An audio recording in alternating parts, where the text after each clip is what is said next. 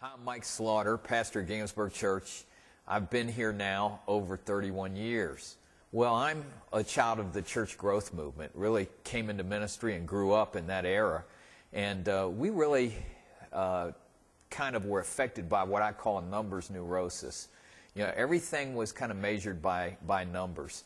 The early kind of seminars we went to, conferences, were breaking the 200 barrier, the 400 barrier, the 600 barrier, the 800 barrier. And it was really the time where megachurches really took off. In 1992, there were only like 94 megachurches in North America. And by 2005, there were over 1,200 megachurches in America. But one of the things that I discovered is that we had done well in attracting numbers and crowds. But I also discovered that crowds don't equate to disciples. Many of the people who were sitting in our churches were bringing Jesus into their worldview without ever really being transformed into his. One of the most important shifts I see, and what I wish I would have done earlier, was a shift from the attractional model of church, programs, creative programs, arts, media, music, to attract people to the church. This shift from attractional model of church to missional church. You know, Jesus' whole focus, his mission, wasn't about getting people into the church, but the church into the world.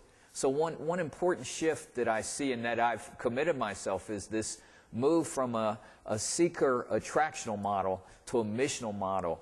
The measure is not how many people are attending our church, but how many who are coming to the church are actively serving as the hands and feet of Jesus in the world. There's 2,000 passages that deal with justice and the poor.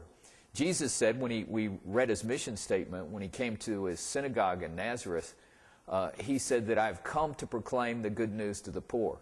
So if it's not good news for the poor, it's not the gospel.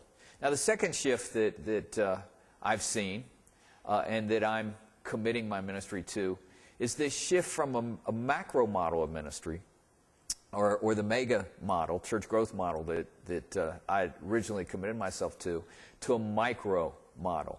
You know, what we've discovered about the 35-year-old generation that is in numbers absent from the American church is they're not attracted to the mega mall ministry styles and programs that the boomers were attracted to. They're looking for something that is more authentically relational. The importance of community. And they're also not looking for meetings to attend, but they're looking for meaning. We find now at Ginghamsburg, as we've made this shift from the macro program style of ministry to a missional style of ministry, that we have many more people serving at Ginghamsburg Church than we do attending our worship meetings. Now, the third shift that I see that is so necessary in the church is a shift from expansion, getting bigger in one location, to multiplication, which is much more the biblical model of the book of Acts.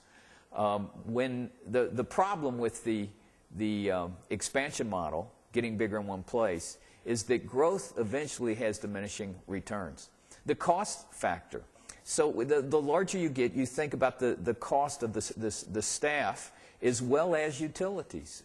You know, who knows what's going to happen with escalating fuel costs. They've been all over the board. So brick is expensive. Just the maintenance of mega campuses, larger campuses as we seek to expand ministry in one place.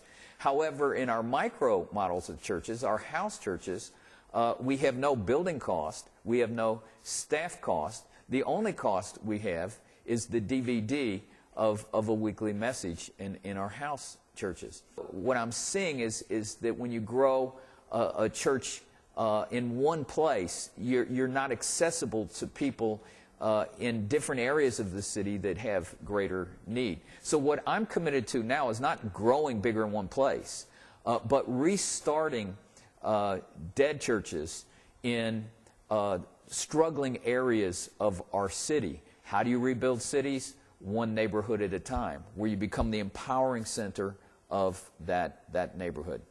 Well, the other thing that I would do differently if I had to do over again is I would have focused much more time on my marriage in those early years. You know, Carolyn and I, my wife, we really struggled through those first 20 years of marriage, and it came to a point of crisis where we contemplated divorce. Well, we saw that if Jesus is Lord of our life, that there was really no excuse for divorce. And at that point, year 20, we made a commitment to make our marriage a priority over the church. Well, we've been married now over 38 years, and I can say Jesus still does resurrections. So I would have made that commitment long before year 20. So let me encourage you as you grow forward in your ministry to stay connected to healthy, growing, mission-focused people. God bless.